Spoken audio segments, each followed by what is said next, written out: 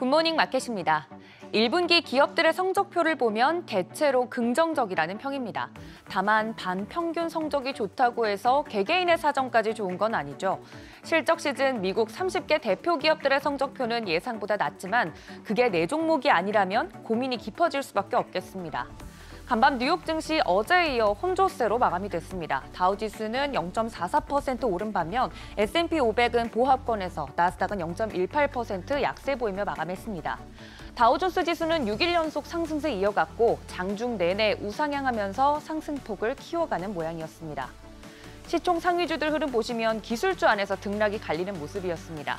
마이크로소프트가 0.29% 상승, 애플도 0.19% 강보합권에서 마감된 반면 엔비디아는 어제에 이어 0.16% 약세 보였고 반도체주 안에서는 인텔이 미국 정부가 회사의 일부 대중국 수출 라이선스를 철회하면서 매출 타격이 예상돼 2%대 하락했습니다. 구글도 1%대, 아마존도 0.40%대 약세 보였습니다. 6위부터 10위도 보시면 메타가 1% 가까이 올랐고 일라이릴리는 0.36% 하락했습니다. 참고로 테슬라도 1.74% 하락 마감했습니다. 실적을 발표한 기술주가 대부분 시장 예상을 하회하면서 기술주 중심의 나스닥의 낙폭이 상대적으로 컸습니다.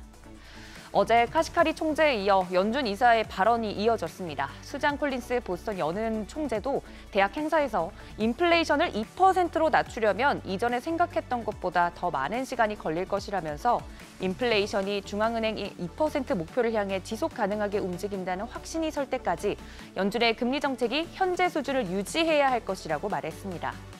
다른 연준 이사들과 마찬가지로 금리 인하에 신중한 자세를 취하는 모습입니다.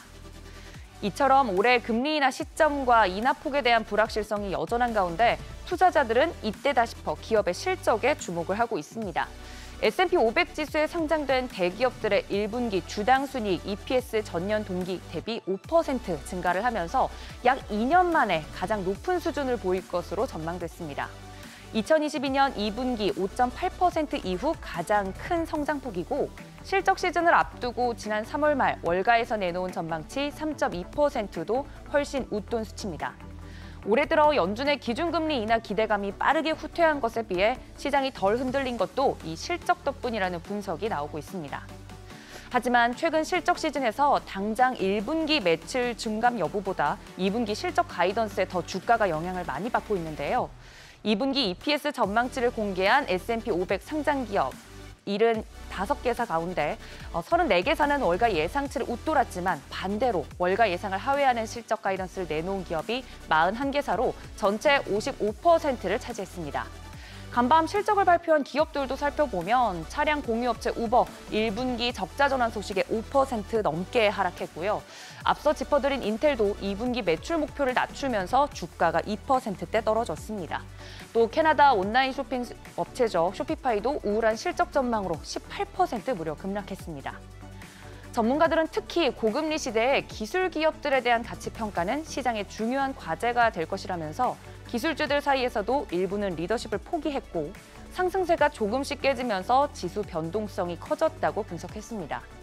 그럼에도 불구하고 강력한 펀더멘탈과 지속적인 경제 회복력을 바탕으로 시장은 매우 건강하고 또 필요한 조정 장세를 보이고 있다고 진단하기도 했습니다. 국채금리가 다시 오른 것도 선뜻 손이 나가지 않았던 이유 중 하나입니다. 10년물 국채 수익률 4.5% 다시 보이는 모습이고요. 2년물도 4.8%대까지 오름세 보였습니다. 국제 유가는 소폭 반등했습니다. 미국 원유 재고가 감소했다는 소식에 영향을 받았는데요. WTI 배럴당 78달러 선에 브렌트유도 배럴당 83달러 선에 마감했습니다. 실적 시즌 지나면서 현재 트렌드에 맞고 또 실적이 좋은 종목을 잘 골라서 시장에서 소외되지 않아야겠구나라는 생각이 더욱더 강하게 듭니다. 내 포트폴리오 속 소외된 종목은 없는지 점검해 보시면 좋겠습니다. 굿모닝 마켓이었습니다.